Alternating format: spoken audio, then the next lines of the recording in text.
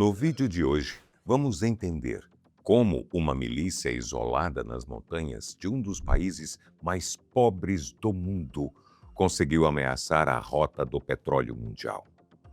E por que isso está influenciando no valor de tudo que você consome? Se inscreva no canal e vamos juntos chegar aos 10 milhões. Bora lá!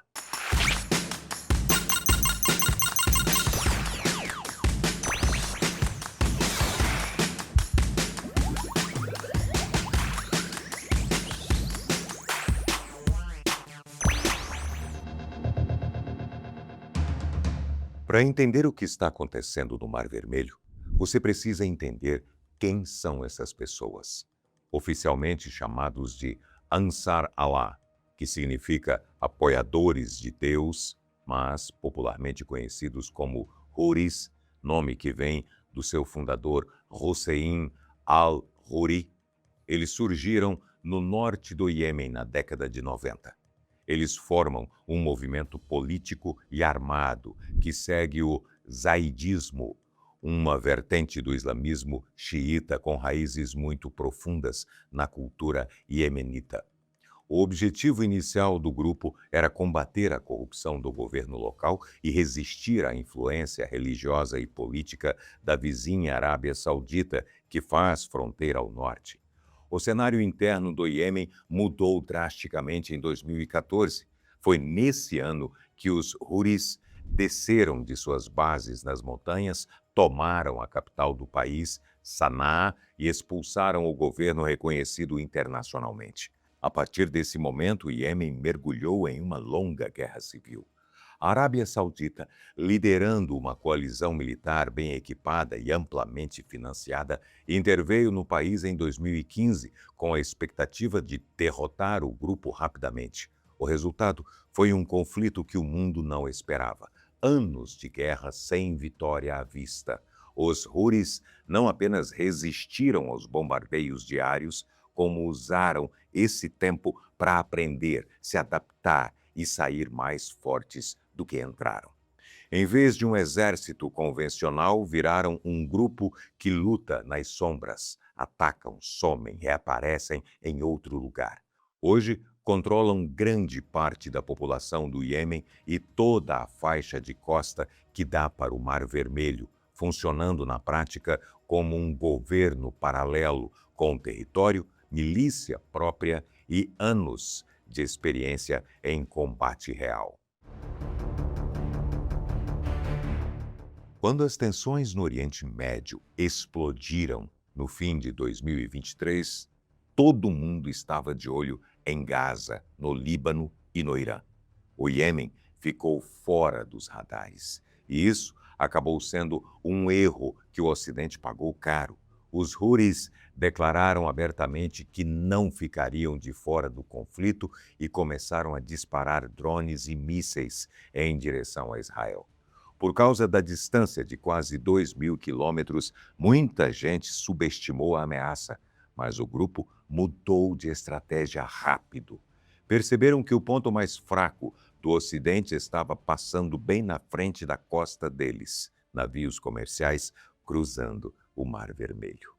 No começo, a justificativa era atacar só embarcações com ligação com Israel, mas a lista de alvos foi só crescendo. Passaram a incluir navios dos Estados Unidos, do Reino Unido e de outras nações aliadas, e os ataques a cargueiros foram se tornando cada vez mais frequentes ao longo de 2024 e 2025. Depois de uma pausa que veio com o cessar-fogo em Gaza, a calma durou pouco. Em fevereiro de 2026, os Houris anunciaram que voltariam às operações, primeiro com mísseis contra Israel e com a ameaça crescente de fechar a passagem para navios comerciais caso a guerra contra o Irã escalhe ainda mais. O mundo agora aguarda para ver se essas palavras viram ação no Mar Vermelho. Como um país com a economia destruída, sem acesso a mercados internacionais, consegue desafiar os navios de guerra mais modernos do mundo? O arsenal dos Houthis surpreende porque não é feito só de armas improvisadas. Pela primeira vez na história naval moderna, um grupo rebelde usou mísseis balísticos antinavio em combate real contra alvos em movimento no meio do oceano. Além desses mísseis, eles operam mísseis de cruzeiro que voam rente à superfície da água, tão baixo que os radares têm dificuldade de detectar antes que seja tarde demais. Tem também drones de ataque de longo alcance, que podem ser lançados em grande quantidade ao mesmo tempo, e até pequenos submarinos sem tripulação, capazes de se aproximar de navios por baixo d'água. Grande parte desse arsenal foi construído e escondido dentro de redes de túneis cavados nas montanhas ao longo da costa de Hodeidah, uma província no litoral do Iêmen. São túneis escavados em rocha dura, difíceis de detectar por satélite e praticamente imunes a bombardeios convencionais. Isso significa que mesmo quando o Ocidente ataca o Iêmen, grande parte do arsenal continua intacto, pronto para ser usado de novo. Mas a vantagem mais difícil de combater não é tecnológica, é financeira. Um drone dos Houthis custa alguns milhares de dólares para montar. Para derrubá-lo, um navio americano ou europeu precisa disparar um míssil interceptador que chega a custar 2 ou 3 milhões de dólares a unidade. Pensa nessa proporção. Eles gastam $1.000 para lançar uma ameaça e o Ocidente gasta milhões para se defender dela. Multiplica isso por centenas de ataques e você começa a entender por que essa guerra é tão difícil de vencer, mesmo para as maiores marinhas do mundo. O nome Bab el-Mandab significa Portão das Lágrimas, em árabe, uma referência aos tempos em que as correntes imprevisíveis desse trecho de mar causavam naufrágios com frequência. Hoje, o perigo é outro. Esse estreito fica bem na saída sul do Mar Vermelho. De um lado está o Iêmen, do outro, Djibouti e Eritreia, dois países africanos que ficam naquele pedaço do continente que avança em direção ao mar, conhecido como Chifre da África. A largura total no ponto mais estreito é de pouco mais de 25 quilômetros. Parece espaço suficiente, mas não é. Um superpetroleiro pode ter 300 metros de comprimento. Para esse tipo de embarcação, 25 quilômetros viram uma passagem apertada e, na prática, por causa de recifes e da profundidade irregular do fundo, o trecho navegável com segurança é ainda menor, cerca de 3 quilômetros de largura para cada sentido. Pensa numa rodovia de mão dupla no meio do oceano, sem acostamento, sem saída de emergência. Todo navio que queira usar o canal de Suez para ir da Ásia para a Europa passa por aqui. Não existe caminho alternativo e, nesse trecho, embarcações gigantes e pesadas praticamente não conseguem desviar ou frear rápido. Elas seguem devagar, em linha reta, bem na frente das posições de lançamento escondidas na costa controlada pelos Houthis. É uma armadilha geográfica quase perfeita. Por esse estreito passa cerca de 15% de todo o comércio marítimo do mundo. Mas quando o assunto é energia, o número que impressiona é outro. Antes dessa crise começar, cerca de 8,6 milhões de barris de petróleo cruzavam esse corredor todo dia. Para ter uma ideia, o Brasil produz cerca de 3 milhões de barris por dia. Então, estamos falando de quase 3 vezes a produção brasileira passando por um único ponto no mapa diariamente. Tudo isso abastecendo refinarias na Europa, nos Estados Unidos e na Ásia. Além do petróleo, grandes navios-tanque também usam essa rota para transportar gás natural liquefeito, o gás que aquece casas e movimenta indústrias na Europa durante o inverno. Quando os ataques começaram, as seguradoras que cobrem navios mercantes reagiram rápido. Os preços dos seguros dispararam. Muitas se recusaram a cobrir embarcações que tentassem a travessia, sem seguro, sem navio, sem produto. É uma cadeia simples e o impacto não demora a aparecer. Se essa rota continuar bloqueada ou insegura por muito tempo, o preço do petróleo sobe, o frete encarece e, no fim das contas, o consumidor, em qualquer parte do mundo, sente aqui no bolso. Diante da ameaça constante de perder embarcações avaliadas em centenas de milhões de dólares e de colocar tripulações em risco, gigantes do transporte marítimo como a Maersk e a Hapag-Lloyd tomaram uma decisão drástica. Pararam de usar o Mar Vermelho. A alternativa foi contornar o continente africano inteiro pelo sul, passando pelo Cabo da Boa Esperança, o extremo sul da África.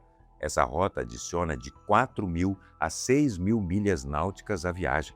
Para ter noção, uma milha náutica equivale a quase 2 quilômetros. São semanas a mais no mar, mais combustível, mais custo com tripulação e menos navios disponíveis para fazer novas viagens. O resultado apareceu rápido. Com menos navios circulando, os portos ficaram congestionados. O preço do frete subiu e esse custo extra foi repassado para frente, para as empresas, para as lojas e, no final, para você. Desde eletrônicos até alimentos, qualquer produto que venha de outro continente ficou mais caro para chegar até aqui. É o efeito dominó de um conflito que muita gente ainda acha que é coisa distante demais para chegar até aqui. A sofisticação dos ataques dos Houthis não surgiu do nada. Um grupo que opera num país destruído pela guerra não desenvolve mísseis balísticos antinavio sozinho. Por trás disso está o Irã. Os Houthis fazem parte do que o Irã chama de eixo da resistência, uma rede de grupos armados espalhados pelo Oriente Médio que inclui o Hezbollah do Líbano e milícias no Iraque e na Síria. Todos recebem apoio de Teherã, tecnologia, treinamento, componentes de armas e inteligência. A lógica do Irã é simples: causar danos aos adversários sem entrar diretamente em guerra. Assim, ele evita ataques de retaliação no próprio território. No caso do Mar Vermelho, isso ficou ainda mais evidente. Serviços de inteligência do Ocidente identificaram navios iranianos posicionados na região que transmitiam via satélite as coordenadas de navios mercantes diretamente para os lançadores dos Houthis no Iêmen. O Irã não precisou disparar um único míssil, mas estava no centro de tudo. Os Estados Unidos lideraram uma operação naval chamada Guardião da Prosperidade, e a União Europeia lançou a sua própria missão, batizada de Áspides. A ideia era direta: colocar navios de guerra na região para escoltar embarcações comerciais e derrubar qualquer ameaça no ar. No começo, funcionou razoavelmente bem. Centenas de drones e mísseis foram interceptados. Depois, o Ocidente foi além e passou a atacar diretamente alvos militares no Iêmen, com bombardeios aéreos ao longo de 2024 e 2025. Mesmo assim, os ataques continuaram. O problema é que os Houthis não funcionam como um exército convencional.